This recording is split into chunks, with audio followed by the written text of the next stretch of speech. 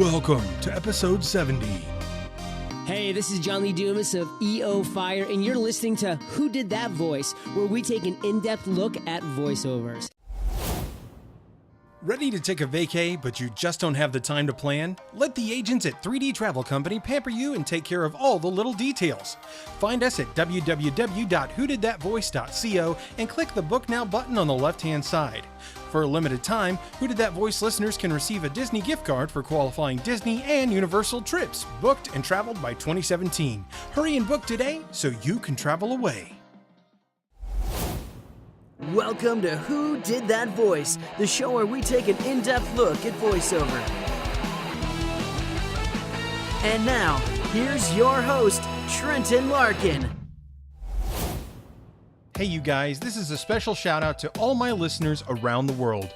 Who Did That Voice is now heard in over 78 different countries, and I can't thank you guys enough. Here in the USA and abroad, thank you for listening to Who Did That Voice. Keep listening and sharing with your friends. Hey everyone, it is a special day today for Who Did That Voice. The podcast has turned 1 year old today, and I cannot believe the show has been on the air for a full year, and we have reached 70 episodes in 1 year. It's unbelievable, and it's all due to my listeners who have continued to help support this show, listen to it. Thank you guys so much. I wouldn't be here without you. You guys enjoy today's 70th Happy Birthday Anniversary episode.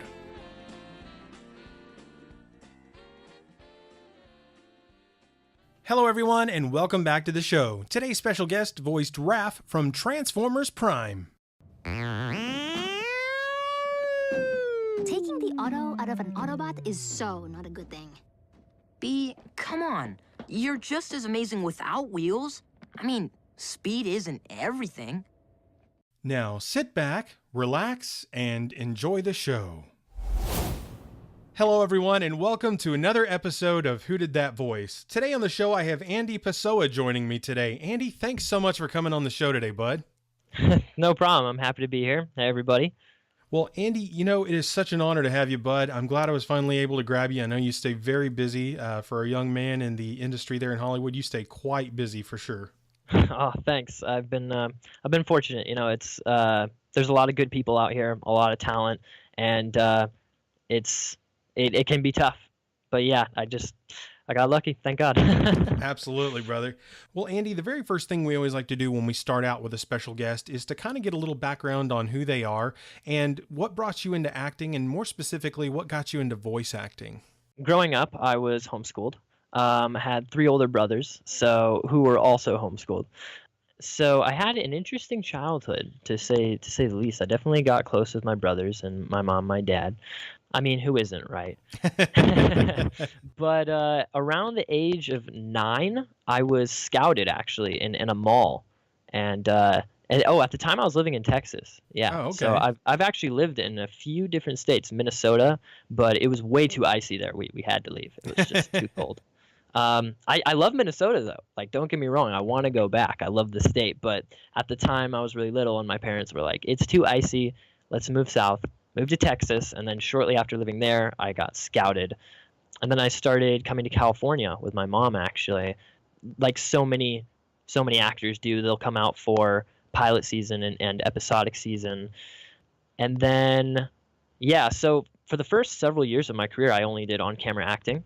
But eventually, when I landed with CESD, talent agency, they wanted me across the board, which was commercial, theatrical, modeling, and voiceover. I'd never done voiceover or even thought about it before, you know. Yeah.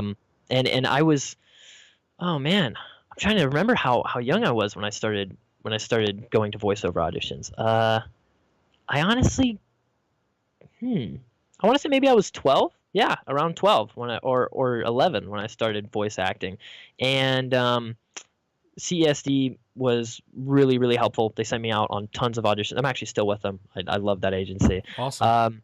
They sent me out on a bunch of auditions, and I would just prepare them the same way I normally did on camera. But I didn't book anything for like a year and a half or 2 years. And I would go to voiceover auditions almost every single week, multiple times, and never booked a thing. And then like 2 years into it, I got a small part on a radio show where I actually got to use a British accent, That was a lot of fun. That's awesome. And it was really cool. It's called a lamplighter. But yeah, and then from there, after that job, I like every so often to get another voiceover job, and then another one, and before you knew it, I was getting more voiceover work than I was on camera or commercial. So which I don't mind, because I love the medium now. Now it's what I consider one of my things. You know, back then it was just something more on the side, but it kind of took over in a sense. So yeah, but apart from the acting, you know, finished school, and then I figured I'll just make a career out of my career. I was already doing it, already working on it for like 10 years. Like, why do anything else, you know? Yeah. And I love it. So yeah, pretty much I just act now. I live in California. I'm Los Angeles. I love to play video games. That's why I'm actually using my gaming headset right now. It's very comfortable. I play PC, Xbox. That's pretty much where I spend most of my free time is gaming. And I really enjoy it. That's why I love when I get video game auditions, because I'm like, yes, this is my favorite. That's awesome. Yeah, and that's pretty much who I am. I've also started writing. I've written 2 novels. That's something I do on the side when I'm not busy with acting or auditioning.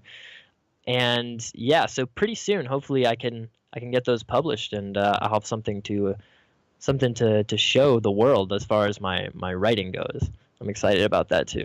Absolutely. That's fantastic, Andy. I mean, you have such a passion in your voice, bud. It's obvious that you love what you're doing, and it's always wonderful that you're doing what you love, because then it's not work, it's just fun. Exactly. Absolutely. Yeah. Well, you know, just diving into a couple things, I believe you did some additional voices for the Mr. Peabody and Sherman show. Is that correct? I think Mr. Peabody and Sherman. I believe I only did one voice on that. That was Okay. Oh man, and he was a voice. I'm trying to remember exactly what it was, but he was a character. Yes, I'm pretty sure I only played one character though, and his name was Blaine or Blake or something like that. Okay. I wasn't sure, because all it said was additional voices, so it wasn't necessarily a labeled character on what I had found, but you know, at least if you had a character, that's pretty cool. It makes it more special for sure. Yeah, he was definitely. Yeah, I haven't seen the episode though, but I'm actually in 2 episodes, I believe. Well, this character. Yeah, I have not seen them, and I believe his name is Blaine. It's been like a year or 2 years since I did it. Hey man, it all runs together when you get busy, huh? Exactly. Yeah, there's so many auditions coming that it's hard to remember what their names are. Awesome. Well, hey man, that's good. That's good when you're busy and you can't keep track, I guess. Yeah. But you know, he did have a very specific sound. I remember the audition. They just said he was like a surfer guy who's a bully, and he bullies Sherman a lot. Which I don't really play bullies. Like I mean, I go out for them all the time, but they don't cast me as bullies. So so I thought I'd do something different. I think it was actually my mom's idea. My mom is kind of like she's been helping me since the beginning. I mean, obviously an 8-year-old can't do acting by themselves, you know, like they can't go to auditions, they need somebody to go over their lines with, and I was really blessed to have my mom help me through this whole time, honestly, with all my acting on camera and voiceover. Dude, that's awesome. You have such an admiration for your mother, and I respect that, brother. Yeah, she's I could not have done this without her or my dad, you know. Yeah, actually my whole family moved out to California a few years back because of acting and stuff, and also the weather is a lot nicer out there. Absolutely. Well, that's fantastic that your family supports, you know, you in every aspect of the acting career, which is fantastic when you have a family like that. And it's cool because you and I are kindred spirits in a way that you don't know yet, but I was actually homeschooled too. Really? Yeah. No way. Yeah, brother. Oh I was my gosh. homeschooled, and my parents have 5 kids, so we all There went you through that. So I I was a family of 4 kids. So, Wow. yeah, Relatable. dude. Yeah, and it's something that unless you're a homeschool kid, you just don't get it. Exactly. Yeah, So, yeah. and of course, I'm long past the kid days, but it's something that sticks with you. It's like a certain club. You just know. You do just know. I suppose it could also be the other way around, though. As far as going to like a charter school or public school, private school. Yeah. Like you and I, we don't know exactly what it's like for them. Yeah. True. Yeah. Well, we wanted to dive into some other things you've done in your career. The one thing that really caught my attention was I'm a huge Transformers fan, Andy, and I'm sure you are too. And I've been watching Transformers Prime, and, you and I met, a few months back, 5 months, 6 months or so ago, and come across you and looking at your career, and I'm going, holy cow, this kid plays on Transformers Prime. And when I say kid, you are a young man, and, you played Raf on the Transformers Prime show and video game, and commercials, of course, that they did for the hub. And how did that role come about, man? And what was it like getting to play a character on Transformers? Okay. Well, the role came about, honestly, like any other. It was several years ago when I got the audition. I believe. Do you want to help me out on this? Like how long? It came out, I think, about 2010 when you initially started. So it came out around 2010. Yeah. I So it's believe been about 7 years. Recording. Yeah. Yep, that sounds about right. I believe I got the audition before I even turned 14. I was 13 at the time. So my voice, I remember, well, I guess we'll go through a chronological order. So I got the job, Yeah. but it came just like any other audition, honestly, just from my agency, just, character breakdown. And, first thing I thought is, oh my gosh, Transformers, this is awesome. But, I'm blessed to get a lot of cool auditions. So like for other things that I also love too. So in a way, I didn't want to get too excited about it because, like I said, there's a lot of really good people out here. Everybody is so talented and unique sounding that the, producers and stuff and directors, they have a lot to choose from, Yeah. So, so I didn't want to get too excited about it, but I prepared a lot and went in just like any other audition. And then they just so happened to want to call me back, and then went to callbacks, and it was awesome. And after that, they just gave me the job after considering for a couple weeks. And I was through the roof excited because first off, I had never had a part that was this big on an animated TV series. Like normally I'm a guest star, like Peabody Sherman. I'm just there for 1-2 episodes and that's it. But this was a series regular, so I was really excited about that. And then I heard that it was going to be the original voice of Optimus Prime, the original Megatron. I was like, oh my gosh, like this is I wasn't expecting this at all. And then the animation looked so cool. Yeah. And it was really something special. I specifically remember the first table read for the show going in, and believe it or not, the first voice I recognized was not Optimus or Megatron because when those actors talk normally, they don't sound like Optimus or Megatron per se, like exactly. Yeah. But I noticed a deep, kind of very distinct voice in the room, and that was Steve Bloom. And I flipped because I held it in, but inside I just looked and I saw him and he was talking and I recognized his voice from so many things. My brothers used to really be big into anime and stuff, and so I was around that as well. And he's done so much. Like his voice just immediately, that was the first one I recognized. But then obviously as we started working, it was just phenomenal to be in the room with all these people who are immensely talented and way more experienced than me. It was kind of an interesting experience, to say. Yeah. Well, I imagine so, man. Did you actually get a chance to meet Frank Welker or Peter Cullen? Yes. What I loved about the show was that every single episode, except for maybe 1 or 2 exceptions, everyone was in the room the whole time. Awesome. It was an ensemble recording. You had everybody. You can't beat that, man. Oh. Yeah, exactly. And oh my wow. gosh, like I wish I could have recorded the conversations that happened between the takes, because you have Kevin Michael Richardson in there. I didn't know him before the show, but he is a fantastic man, and it's very, very funny. And Jeff as well. Just I kind of just remember everybody's first name. You know, it's like Peter, Jeff, Somali, Josh, Tanya, Kevin, Frank, Steve. Those were a lot of the regulars who would be there every week, and you know, it was really fun, and I grew up kind of on that show because, like I said, I got the job when I was around 13, and then we only finished when I was, I think, just about turned 17, because there were breaks in between the seasons, and there were like, and it took almost like a year for a season. It was a long time. Yeah. It was a long time. Yeah. Dude, just to be a fly on that wall, the experience in that room had to be like crazy awesome. It was crazy awesome. Wow. I felt really, really blessed, really fortunate to have that chance to you know, socialize with them, but also learn from them, see what they did, and just, it was kind of just like osmosis, you know, like you see them do their thing, and then you just, I don't know, you can play off it really, really well. Yeah.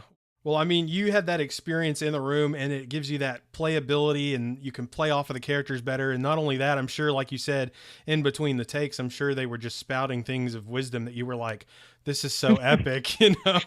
Like, amongst a lot of jokes. I'm sure. A lot of Well, and jokes. Kevin, I love Kevin because he played the Joker on The Batman that came out early 2000s, and he's done so many wonderful things too. But I mean, like you said, Don and Peter and Frank, and I mean, my gosh, that room was just packed full of awesomeness. And then for you to get to grow up in that environment, because, you know, I know today a lot of shows are not done ensemble anymore, unfortunately, but to have that experience is just phenomenal, dude. I would love to have that again, honestly. I mean, who wouldn't, right? Yeah. But I mean, specifically, like, and on, you know, like being in a room with people who are just so far, kind of just so far experienced and know their way around it. I mean, you know, I've been voiceover acting now for like 6 years, so, but still, compared to them, it's like, it's, you know, I'm a noob. So Yeah. I love that feeling, and I would love to have it again, honestly. Absolutely, Andy. Well, you know, I actually kind of wanted to talk about a couple of things that you acted in. I was actually kind of surprised when I read this one. You were in The Amazing Spiderman back in 2012. Yes. Okay, that was kind of another similar experience where I got to be around people who were so immensely talented, like, and who are, you know, pretty big names and stuff. That was one of my favorite on-camera jobs I've ever done. The reason being was because it was my first time on a really, really massive movie set. I've guest starred on a lot of big TV shows like 2.5 Men and Scrubs and just My Name is Earl, which were so much fun, really awesome. But never before on like a big movie, you know, like Marvel, Sony movie. Like, it was so cool. Blockbuster. Yes, exactly. Yeah, awesome. So the scene, I don't know if you've seen it. It's right at the beginning of the movie. My character Gordon is being bullied by the school bully, and that scene took 3 days to film, even though it goes by in like 30 seconds. It was like 10 seconds a day, essentially. You know, the director was Mark Webb, and I personally really like his work, and I thought it was an honor to meet him and work with him, and he was really easy to work with, really down to earth. And then obviously Andrew Garfield was there, and this was shortly after the Social Network was like a big thing. Yeah. And I personally loved that movie. I still love the soundtrack. I still love the movie. So it was really cool to be able to meet him. He's such a nice guy, so humble, so kind. And then Emma Stone was there, and she was so cool. She too was really, really nice. It was kind of hilarious because I remember in the makeup trailer, I went in there with my mom, and Emma Stone was just there in a chair, and then she turns and she's like, "Hi, I'm Emma." And I'm thinking, I know. You're like, what do I say? Yeah, right. I'm like, yeah. So I just, extend my Wow. hand. Hi, I'm Andy. Nice to meet you. She seems like a sweetheart, man. So that's great to hear that she's got that sweet personality. She was so nice. Oh my That's gosh. awesome. And Andrew seems like a down to earth kind of guy. Like, I really liked him. I really loved the cast we had with the Mark Webb Spider-Man movies. Yeah, and I was liked sad to see that it transitioned away, but I understand Marvel was trying to get kind of a new start for their franchise. I understand why they did it, but I loved those two movies way better than the previous ones. And I thought the way the movies ended with Mark Webb were awesome, because it always said Mark Webb and then like Webb's like shot out of his name. And I'm like, dude, that is so cool. I'm like, he totally played with that. That was awesome. But that's awesome to hear, man. I mean, just those behind the scenes stories with other actors that you've gotten to experience with firsthand with Emma and Andrew. That's just freaking awesome, dude. Also the guy who was who played the bully, his name was Chris Silka. I had never met him before, but now I see him everywhere. Like, I saw him on The Leftovers. I saw him on, I'm trying to think what else I've seen, but I've seen him on a bunch of other stuff. Like, he's doing good, and he was such a nice guy. And I remember it was so funny. I felt bad for him because he had to keep holding me like nonstop for 3 days. I mean, he's a pretty big dude, and at the time I was like, 2012 was that 5 years ago? Yeah, I was like 16, so and I was small, so, but I still felt bad. Like, he was like, dude, my arms, and I'm like, I'm sorry, dude, there's nothing I can do. Yeah, but he was a really nice guy, and that's one thing I always love to mention, because he played the bully. His character was a jerk, but in real life he's a really chill, cool guy, and I'd love to work with him again. That'd be awesome. That's awesome, Andy. Well, another thing that caught my eye was Sleepy Hollow. Is that Fox's Sleepy Hollow? Or Yes. That's an epic TV show, man. I love that show. It is. Oh my gosh. That actually is one of my favorite TV parts, I'm because just picking the best of the best today, man. Yeah, dude, you are. You really are. And I just picked all these at random because they were like, "Oh, this is awesome." Well, then you and I obviously have similar tastes, because awesome. we're both like, yeah, this is awesome. Yeah. So Sleepy Hollow. That's one of my most recent on camera jobs. It's been slim pickings for me, honestly. I've had quite a bit of auditions, but not much luck, unfortunately, with the on-camera work. But Sleepy Hollow was one that I did, I believe, last year. And one thing that made it so fun is that it was my first job that I've actually had to leave the state for. Like, Really? Everything else has always been here in LA. That show filmed in Atlanta. I had never been to Atlanta before, so that was really exciting. They, it was a bit of the star treatment, because they picked me up from the house. Me and my mom actually picked me and my mom up from the house, and then flew us out there, and then set us up in a hotel. And I've always heard about that, and I've been close to that before, but never gotten it. So that was really cool. And one thing I loved is that I got to play young Ichabod, which was awesome. I couldn't believe it. Like, that was really, really fun. Honestly, experiencing the city, because I've spent a lot of time in LA. These pretty much my whole life. I've like half my life or more I've been living out here in LA. So it was really fun to be able to travel and then have this cool job to go to while I'm there. And the actors were all super, super nice. Got some cool pictures side by side, the real Ichabod. Oh, and wow. And then and then the filming itself was pretty intense. I don't know if you've seen the spot, but it was supposed to be raining torrentially. So they had these rain machines, and we were filming at night, and it was a very intensive shoot and very emotional for Ichabod, because one of his friends, spoiler alert, gets killed. So then he has this reaction and this struggle, and that part as well got to use a bit of a British accent. I've done quite a bit of work with the British accent, and I love that. I love that because it's fun to do, and even when I'm not working, honestly, I use a British accent a lot of the time, just in everyday life for no reason at all. That is so awesome. Well, that episode, I believe I watched it. There was like a plague or something going around, or a murder or something. What was going on in that episode? Because I think I remember it. Jack the Ripper. It was Jack the Ripper. I was thinking there was a murder on the loose. I couldn't remember the storyline that was going around though. But yeah, I've seen that because I've watched everything up until the current season 4, I think. So Cool. love that show. But yeah, I remembered it, but like I didn't put 2 and 2 together because like I'm just watching it and enjoying it.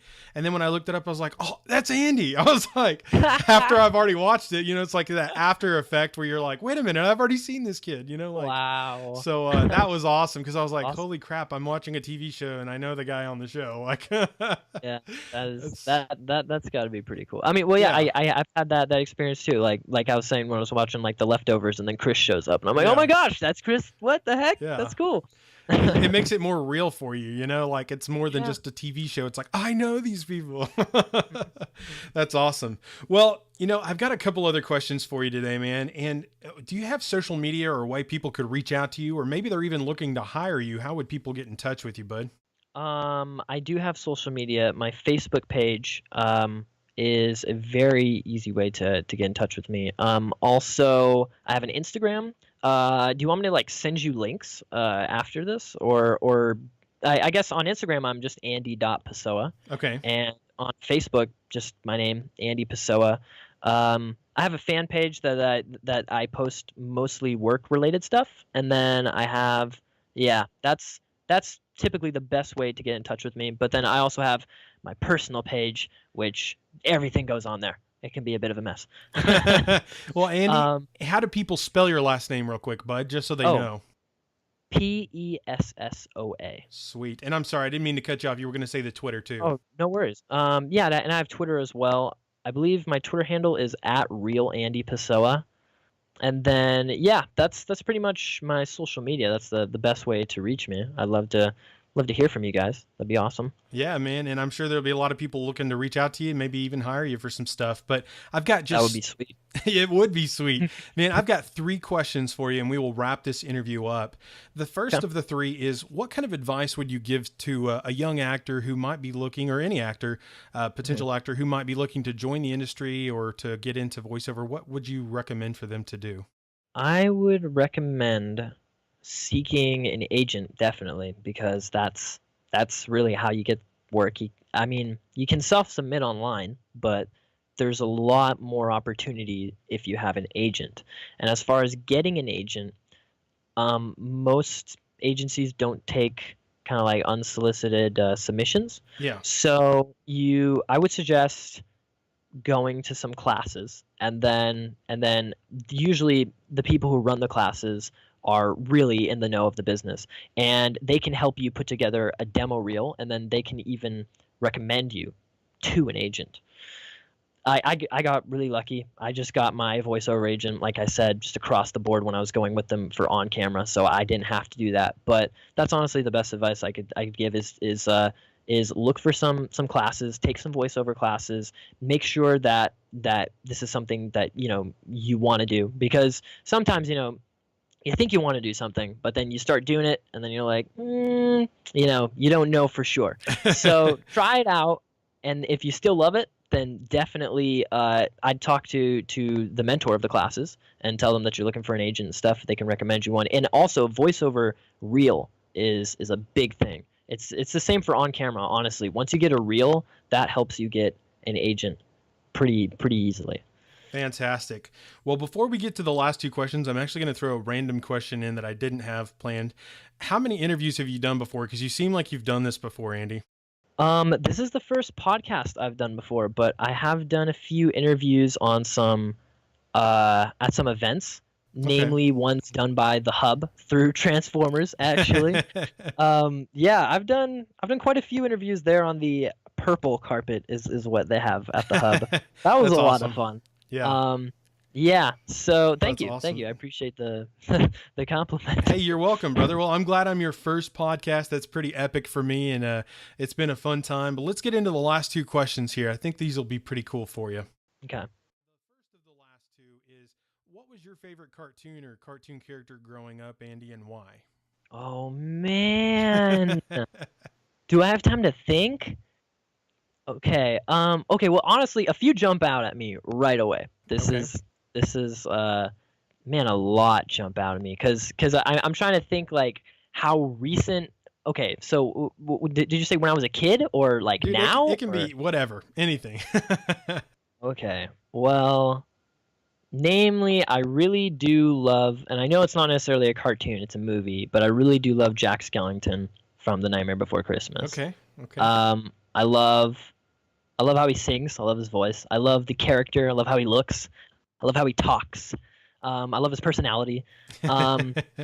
Growing up, I remember watching Disney Channel and stuff, and I remember all the time around Halloween they would play during the commercial breaks. This is Halloween, but it was like a music video type deal, and that's really when I found out who Jack was through those commercials, and I would love the song, and Jack was my favorite character because he's just so cool. And then I watched the movie and I was like, oh my gosh, this guy's so awesome. So growing up, and even today, I have a bunch of like kind of Jack memorabilia, like in my car, Jack water bottle. I know like all the songs by heart. I definitely love Jack Skellington, but growing up, I watched a bunch of different cartoons. I remember Powerpuff Girls. Bubbles was my favorite Powerpuff Girl. I loved awesome. Bubbles. She was awesome. They were all cool. Don't get me wrong, but Bubbles was my favorite. Yeah. And then Ben 10. Oh, Ben 10 dude, was pretty yeah. awesome. That's a great one. I totally didn't grow up with it, but I still loved watching it. Ben 10 was lit. Like that guy was. Oh man, I was jealous. I wanted to be Ben 10. You know, like Yeah. that was so cool. And then let's see. I do remember one specific anime growing up. My brothers used to watch a lot was Rurouni Kenshin, and actually Steve Bloom played voices in that, and that was where I recognized him. I can't remember the specific name of his character. I want to say it was something like Shishio or something, but when I walked into the room, like I mentioned earlier, and I heard his voice, I imagined the character from Rurouni Kenshin, and yeah, so Rurouni Kenshin from the show Rurouni Kenshin, like he was awesome. He's a samurai dude with like reddish hair, and he walks around with a super cool reverse blade sword. And what I liked about him is that he doesn't kill anybody; he just beats them up, and he fights all these samurai. He's kind of like Robin Hood of like the samurai Yeah. of like a samurai age. And he's got this special sword where it's a reverse blade, so the sharp edge is on the back, so he can sword fight with people using like a regular sword, but he just beats them up. He just whacks them, kind of like the Daredevil or something. It was awesome. That's It was awesome. so cool. Yeah. That's awesome. Well, Andy, the last question I have for you today, brother, is what is the legacy that you want to leave behind? That's an interesting question. The legacy that I want to leave behind. I would love to leave behind a legacy of projects that people enjoy. I want people to be able to, kind of similarly how I do with other actors. Like when I think of an actor like, Matt Damon or something, I think of their favorite projects. My favorite projects that he's been in. And I want people to do the same thing with me, just kind of think like, oh, Andy Pessoa, and then think, like this, that, and the other, and like, oh, I love those. And then my legacy would just be a series of projects that people love and enjoy and that make people happy, so that when they think about the projects I've done, they get happy. Kind of similar how I'm like, just as an example, Matt Damon in the Bourne series. Like when I think of Matt Damon, I think of Jason Bourne, and I love those movies, and I enjoy them. I like the soundtrack. Yeah. I like the movies themselves. So I would love to have a similar legacy where people are like, oh, Andy Pessoa, oh, I love his work in like Transformers Prime or whatever. Yeah. And then that, that makes people happy, because I get happy when I think about the Bourne Identity or whatever. Yeah, me too, brother. Those are great movies. My wife absolutely loves those, and so do I. They're so good. The soundtrack is so awesome, and just the storyline, his acting, I love it. Yeah, it's epic, man.